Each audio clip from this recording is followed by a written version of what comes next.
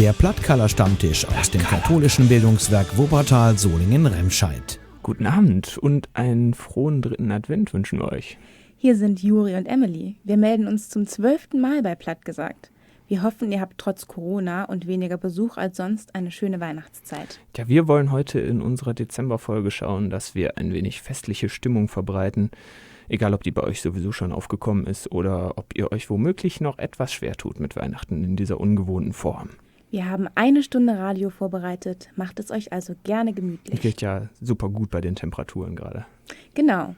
Übrigens sind wir nicht die Einzigen, die für die heutige Sendung was vorbereitet haben. Wegen Corona wird das Festjahr für uns alle wahrscheinlich etwas anders aussehen, als wir es uns gewünscht hätten.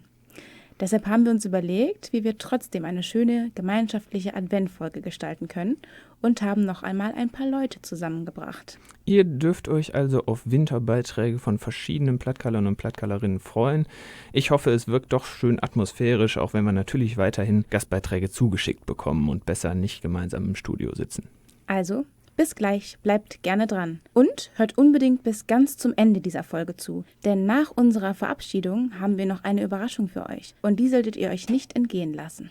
Der Plattkeller-Stammtisch auf der 107.4. Hallo zurück bei Plattgesagt. Wir freuen uns auf unsere Weihnachtsfolge heute. Schließlich haben wir ja, wie angekündigt, ein paar Gäste dabei. Aber zunächst wollen wir hier unter uns mit einer Geschichte anfangen, die einige sicher gut kennen werden, denn sie war bereits am Plattkeller-Stammtisch zu hören. Ich habe euch heute zum Einklang in den Abend den Christbaumständer mitgebracht. Beim Obrühmen ob dem Urlaub, so ein paar Weken vor Christach, großen der Vater so einen verstuften, uraulen Christbaumständer ut der Hütte der Böen. Et war ein ganz besonderer Sinnerart, weil mit Drehmechanismus und Musikwalze utgeröst war. Beim fürsichtigen Drehen liet dat Lied O du Fröhliche erkennen. Dat muss der Christbaumständer sin, wovon Oma immer vertault, wann dat Fest in der Düren stong. Dat dingen so fürchterlich ut, doch Vater schoten wongerbärliche Gedanken durch den Kopf.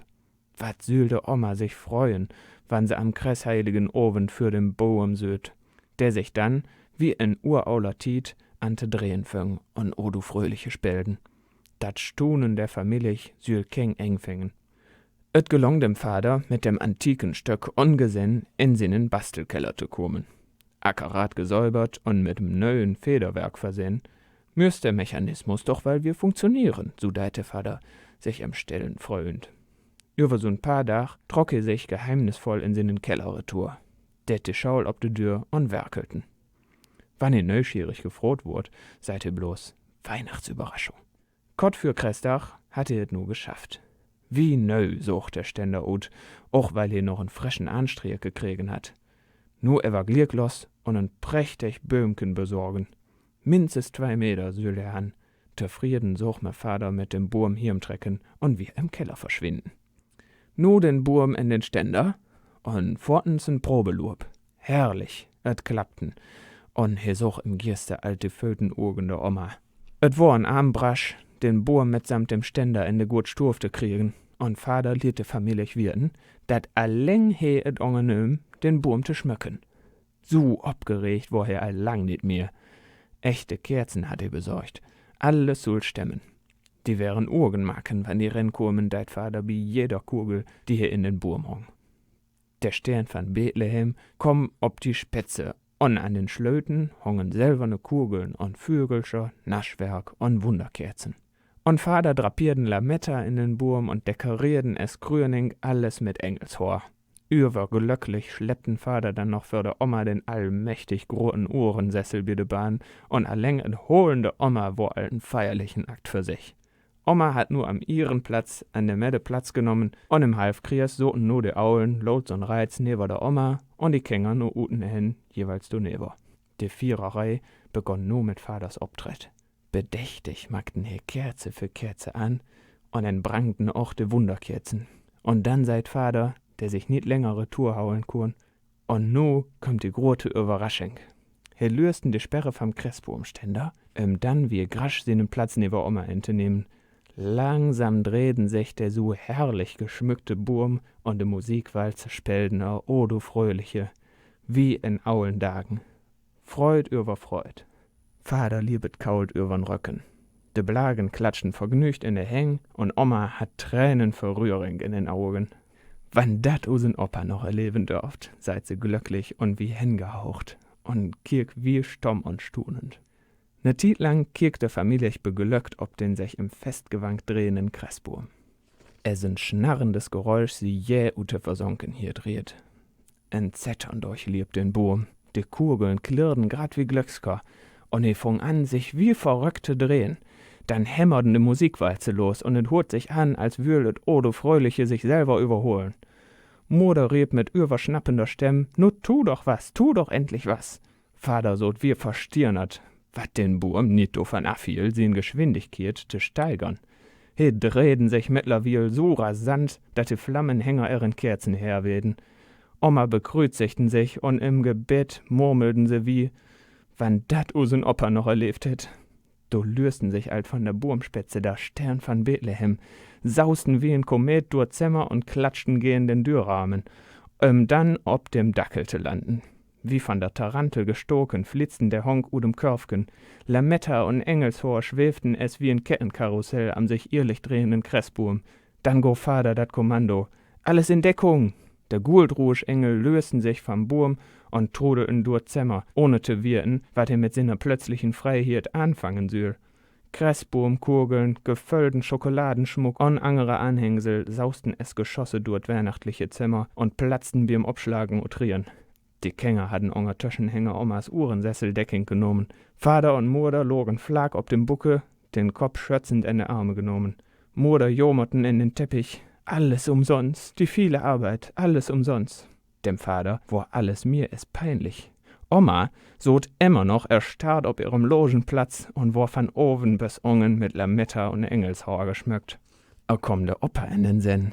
Es döser 1418 in den Ardennen im feindlichen Artilleriefeuer gelegen hat. Genau so müsset gewesen sein, deit Oma. Es gefüllte Schokolad an ihrem Kopf explodierten, registrierten sie dat Gewässermoten heldenhaft mit Kirschwasser. Dat wär get für'n Opa gewesen. In allem Irling jomerten de Musikwalze erletztes quälend O du Fröhliche, bis sie mit dem ächzenden Touren vollends ihren Gierst obgof. Durch den abrupten Stopp nächten sich der Kressboom und fiel in Zeitlupe obet Buffet und sie in letzten Nauen zierden Omas Äppelschlot und de Bullebäuskes. Totenstille.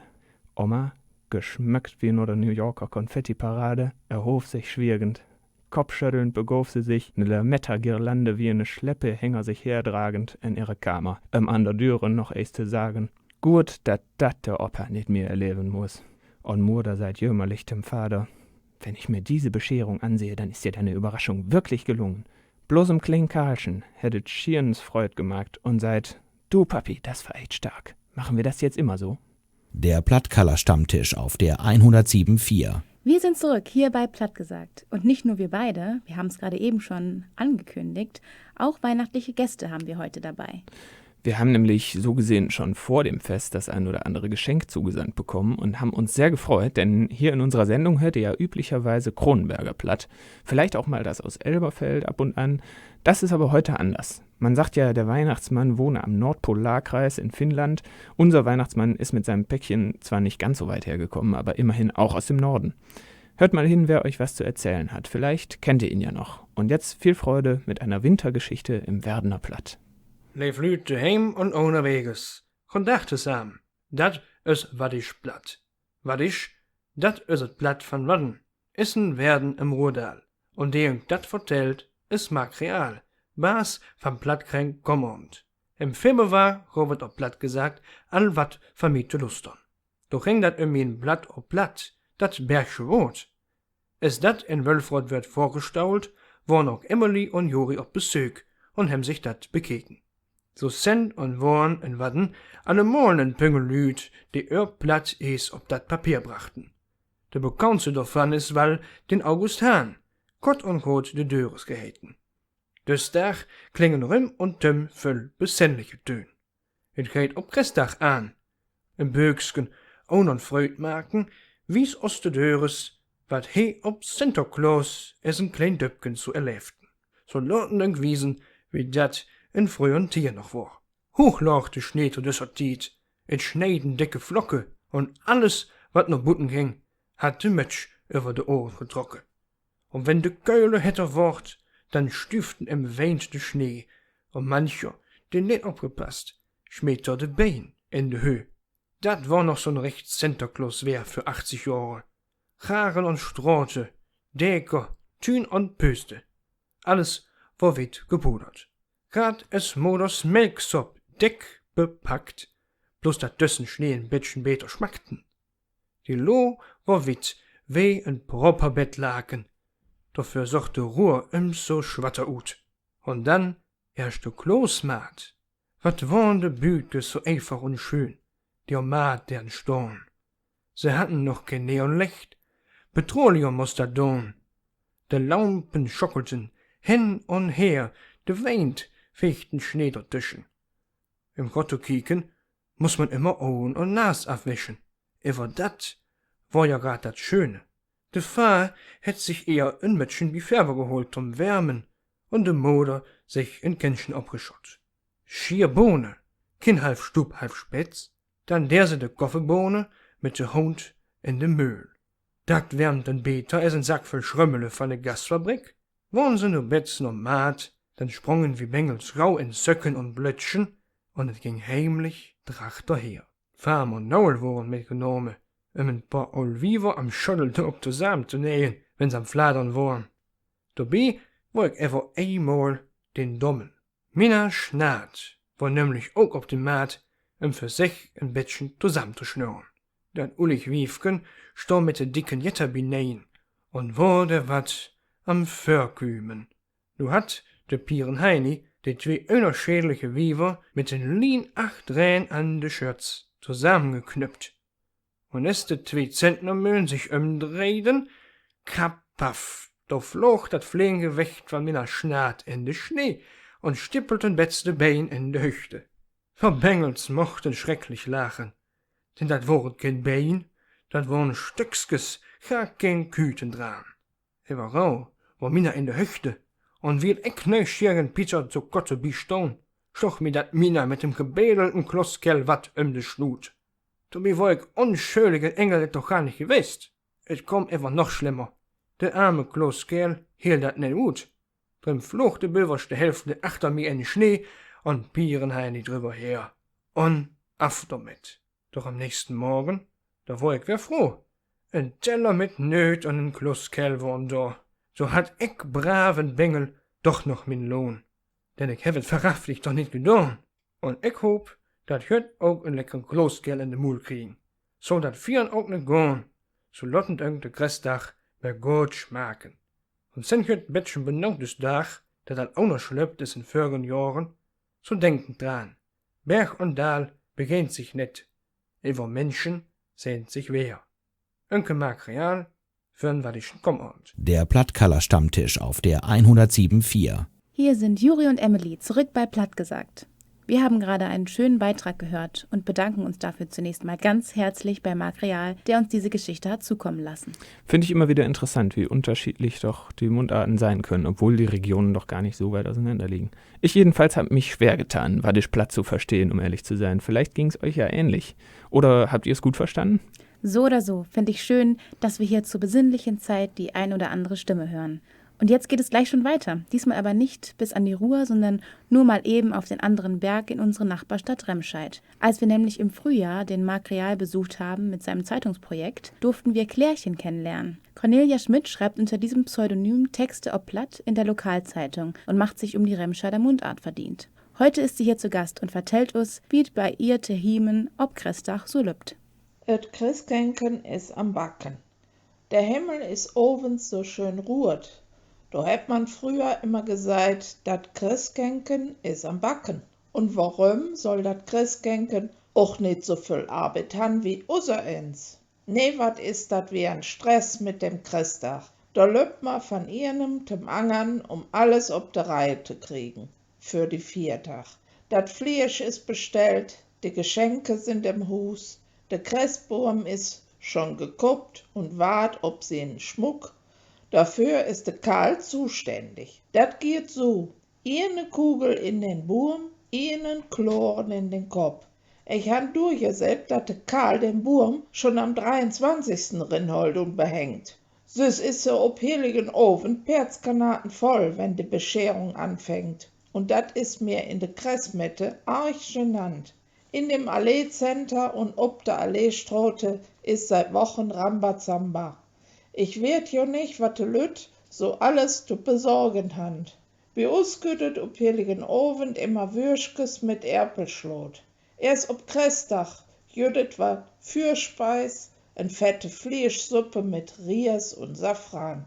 Donno en leckeren Broden mit Erpeln und Riefklöß, ordentlich Brodensaus, dobi sure Gurken, rote Beete, Olk und Bieren und Prumen als Nodisch en stieven Ries mit Schneegestöber. De Bescherung ist donno. Ich han mir dieses Jahr en neu Zoppenpott von WMF und en Memmenstippel gewünscht. Ich bin gespannt wie in Flitzeburgen, ob de Karl dat ob de Reihe kriegt. De Peter kriegt n elektronisch Gedüns. Ich weet nicht, wie dat hit. De Karl kriegt n neue Meerschurmpfeife mit Tabak und Werktüch für sin Rappelska. Ovens geht et dann mit allem Mann in de Christmette. Einmal im Jahr muss dat sinn. Do jüdet nix zu bröckeln. Ob tweeden Christag haben wir n Grünkohl mit nem Brotwurst und 365er. Der Nodisch fällt ut. Dafür gibt es nachmittags beim Kaffee eine leckere Waffel mit Riesbrie und Zimt und Zucker. Alles ob satt sind. Ich bin froh, wenn das Christkenken-Gebrassels wieder vorbei ist. Und wenn man doch das neue Jahr angefangen hätt, wird der Schmeitrieben wieder enger getrocken. Und dann könnte Januar. Der Januar mod voll Keulde knacken, wenn de Ernte gut soll sacken. Bis jetzt haben wir noch net voll Keulde. De Möcken han auch verlängertes Christdach und wir han demnächst Molesten damit. Dann wünsche ich euch einen schönen Christdach. Bis demnächst. Der Plattkeller-Stammtisch auf der 107.4. Das waren doch schöne Impressionen aus Remscheid. Ganz herzlichen Dank dafür. Und damit sind wir wieder da, hier in unserer Weihnachtsfolge bei Plattgesagt. Üblicherweise haben wir ja hier immer ein Quiz mit Ratewort ob Platt für euch. Diesmal wollen wir euch verschonen. Schließlich möchten wir euch über die Feiertage nicht zusätzlich stressen. Trotzdem ist mir beim Hören dieser kleinen Geschichte gerade eben ein Wort aufgefallen, von dem ich gerne wüsste, wie viele es kennen. Zum Fest wurde sich ein Memmenstippel gewünscht. Was lag also beim Klärchen unterm Baum? Schreibt uns doch mal eben, wenn ihr es wisst. Da bin ich mal gespannt, ob uns nicht doch die ein oder andere Mail oder auch ein Kommentar erreicht. Zum Abschluss haben wir uns gedacht, durfte ein Gastbeitrag aus Kronenberg hier natürlich nicht fehlen. Wir haben euch ja heute schon den Kressboomständer ob Kronenberger Platt vorgelesen. Den Text kennt ihr vielleicht noch hier aus dem Radio von Karl-Heinz Dickinger, der ihn hier schon mal präsentiert hat. Zum Anlass dieser besonderen Folge haben wir ihn natürlich auch eingeladen. Er war ja zusammen mit Vera Pickert-Putsch der Vorgänger unserer Sendung. Das Jahr hat also quasi mit ihm begonnen und wir wollen es auch gern mit ihm zum Abschluss bringen. Bitte sehr. Eins der wohl schönsten Gedichte der Weihnachtszeit hat wohl Rudolf Engel geschrieben. Rudolf Engel, am 19. Mai 1896 in Kronenberg geboren, gibt hier einen tiefen Einblick in die Seele bergischer Menschen. So mag es wohl auch sein, dass ich den Raum kenne, in dem der Weihnachtsbaum stand, sowie auch die Hand sehe, die auch mir so still gewunken. Meine Christbaum. In meinem Christbaum sind Kingschlöte ingesatt, ist auch nicht nur der Moden angetogen. Het stets sind Tünken noch gehabt, so wie in es min Kingerugen sogen. Da sind noch Kugeln, manch altmodisch Stück, die alt min Mutter in den Baum gehangen. Wir han es Kind ich voller Glück mit glühwigen Blicken doch dafür gestangen. Et is mein Christbaum, kein Potzigbild, ich will auch gar nicht damit prunken. Doch wenn sie Leuten lieblich mich spielt, dann ming ich, dat den Hang mal still gewunken. Dat Drumlang, meiner Kind hier, drückt mich dann, löt in vergangene Tiet mich ganz versinken. Dat is et, wat ich von diesem Christbaum han. Dat bringt mir Jahr für Jahr et Christgeginken. Der Plattkeller-Stammtisch auf der 107.4. Wir sind zurück, schon zum letzten Mal in diesem Jahr. Das bedeutet, ein ganzes Jahr ist Plattgesagt jetzt schon alt. Wir freuen uns total, dass ihr 12 Monate lang oder bei einzelnen Folgen zugehört habt und uns immer lieb geschrieben und unterstützt habt.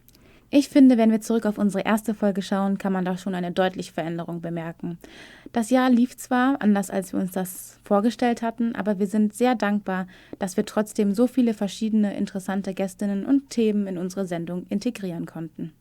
Wir haben gemerkt, dass da auch Themen bei waren, die zu Diskussionen angeregt haben oder für die ein oder andere nicht so passend waren. Aber das ist genau das, was wir hier erreichen wollten und in Zukunft weiterhin möchten. Und im Großen und Ganzen sind wir davon überzeugt, dass für die meisten was dabei war.